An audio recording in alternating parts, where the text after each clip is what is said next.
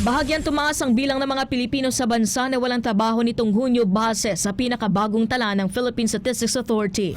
Ayon po sa PSA, umakyat sa 4.9% ang unemployment rate o katumbas ang mahigit 2 milyong Pilipino kung saan karamihan sa mga nawalan ng trabaho ay kabilang sa may maliliit na kita.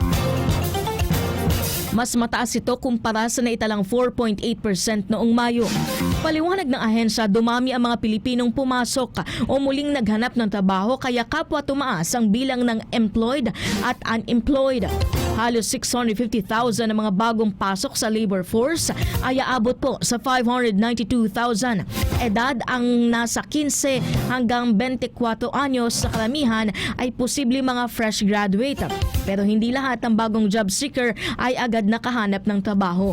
Pinakamalaki ang nawala ng hanap buhay sa wholesale at retail trade na bumaba ng mahigit 700,000 kumpara noong nakaraang taon. Nabawasan din po ang trabaho sa fishing at aquaculture industry, construction at financial at insurance activities.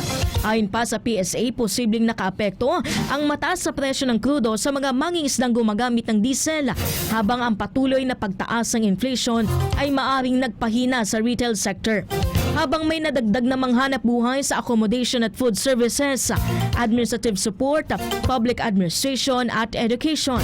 Sinabi naman ng DOLE na patuloy nitong palalakasin ang job generation skills training at mga programang magdudugtong sa edukasyon at employment.